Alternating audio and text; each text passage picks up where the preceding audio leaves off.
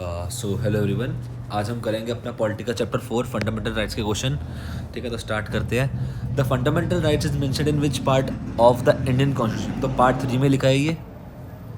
Part 1 में पता है हमें union in its territories, part 2 में सिटीजनशिप, पार्ट 4 में DPSP वगैरह।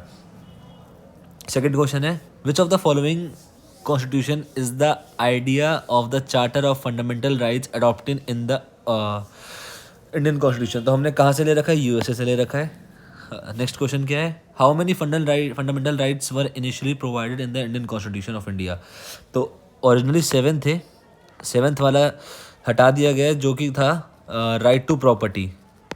राइट टू प्रॉपर्टी जो था, इसको हमने अब क्या बना दिया है? एक लीगल राइट बना दिया है। ठीक है, जो कि आर्टिकल 300A में है।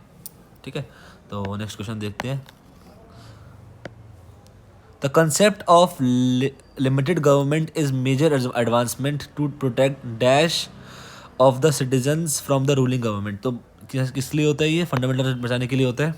नेक्स्ट क्वेश्चन है the constitution limits the power of government in many ways. The most common way of limiting power of government is to specify certain fundamental rights that all of us. ठीक है, ये हो जाएगा।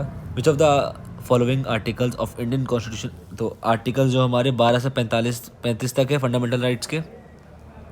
ठीक है, जिसमें 12 और 13 में कुछ ज़्यादा दे नहीं रखा। State of definition of state दे रखी है, ज़्यादा कुछ भी नहीं है उसमें। नेक्स्ट क्वेश्चन है the right to freedom includes the right to practise any profession, occupation और ट्रेड और business under which article of the. Right to freedom किस में है? देखो 14 से 18 तक क्या है? इक्वालिटी का है।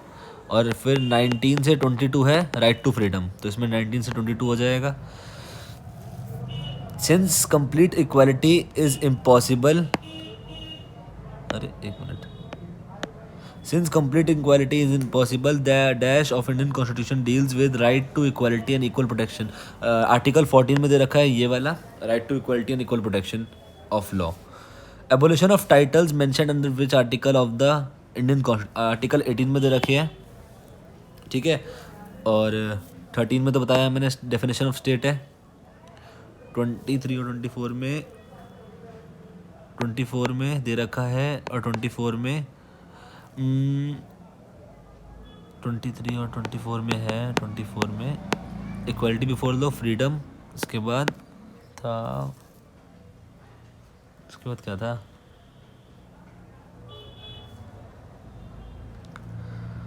उसके बाद था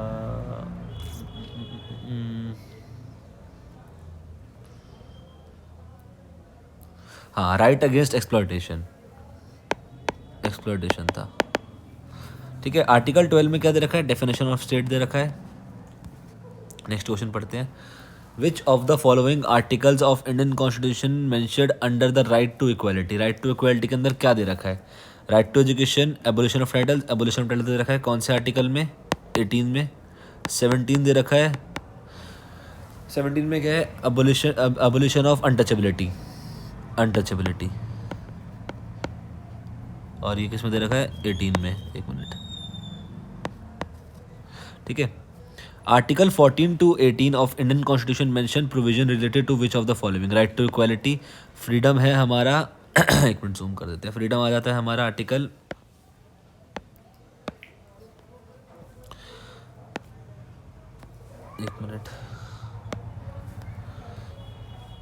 हाँ, इक्वालिटी आ गया हमारा 14 से 18, ये 19 से 22।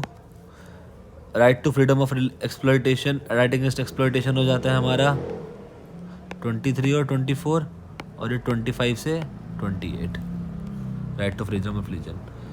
ठीक है, उसके बाद which clause of article 19 in the constitution guarantees the right to move freely. Article 19 के हम क्लॉजेज ऐसे याद करते हैं, सामरो करके। ठीक है, एस से स्पीच एंड एक्सप्रेशन, ए से आर्म्स एंड एम्यूनिशन, ए से एसोसिएशन, एम से मूव फ्रीली, आर से रिसाइड और ओ से ऑक्यूपेशंस। तो देखना है हमें मूव फ्रीली वाला पूछा है, तो A B C D में आ जाएगा, तो ऑप्शन नंबर C हो जाएगा।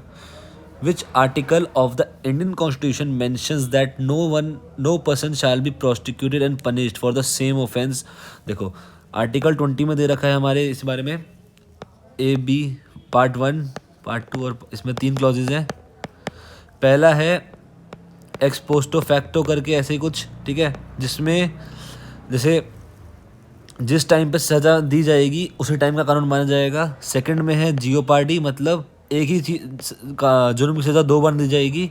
और लास्ट में है self incrimination, no self incrimination, ठीक है, मतलब तुम अपने खुद के खिलाफ गवाही नहीं दे सकते। तो इसमें पूछा क्या है, मोर देन वंस, तो सेकंड वाले में हो जाएगा। Right to freedom of speech and expression is given under, right to freedom of speech and expression किस में दे रखा है, आर्टिकल 19 में दे रखा है। इसी के पार्ट से 19 के सामने। According to Article 32 of Indian Constitution, to right to constitutional remedies is the enforcement of fundamental rights के बारे में constitutional remedies जो हमारी है। Article 19(1)(b) of the Indian Constitution is related to which of the following? 1 का B, arms and ammunition, to assemble peacefully without arms, A हो जाएगा, A part हो जाएगा इसका। As of 2022, which of the following is not a part of Article 19? Right to property नहीं है इसका part. Right to property बताया हमने क्या है, ये लीगल राइट है। अंडर विच आर्टिकल 300A, ठीक है। इसके बाद क्या है, which of the following articles of the Indian constitution mentions that no person accused of any offence shall be compelled to be a witness. तो ये हमने देखा अभी 20 में था, no self incrimination. 20 article 20 sub clause C. According to the Indian constitution, right to protection of life against, right to protection of life and personal liberty is a, क्या है ये, fundamental right of an individual है। किस में आता है ये, article 21 में। जो आर्टिकल 20 और 21 है वो कभी भी सस्पेंड नहीं हो सकते, ठीक है ना। Which rate is issued by High Court और Supreme Court when a lower court has considered against, तो प्रोहिबिशन करते हैं, ठीक है। और जो स्टैट्यूटरी होता है to be certified, habeas corpus क्या होता है, वी कमांड और quo warranto by worth authority of।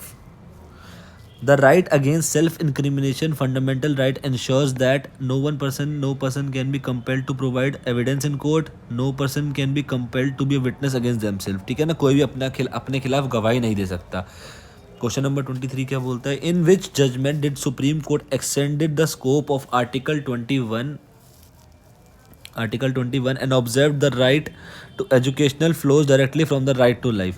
तो ये जो है हमारा Mohini Jain versus state of Karnataka में हुआ था, ठीक है। इसमें जो था नैरो स्टैंस दे रखा था, नैरो स्टैंस, ठीक है, आर्टिकल 21 के बारे में। Which clause of article 20 incorporates the doctrine of double jeopardy. हमने देखा 20 में 3 थे, पहले में एक्स पोस्ट फैक्टो करके था, इसमें जियोपार्डी था सेकंड में, और थर्ड में था सेल्फ इंक्रिमिनेशन, तो सब क्लॉज 2 हो जाएगा।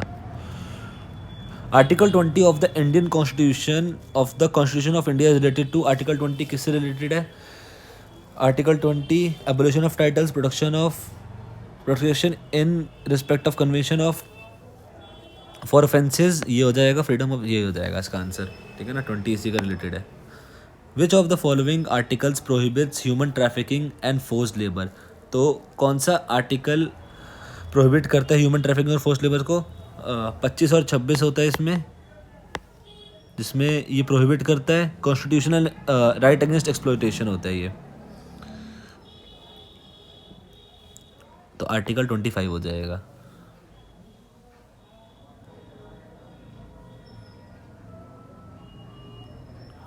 नहीं ये नहीं, 26 का 23 और 24 होता है, सॉरी, कॉन्स्टिट्यूशनल रेमेडी एक्सप्लॉयटेशन का, तो आर्टिकल 23 हो जाएगा।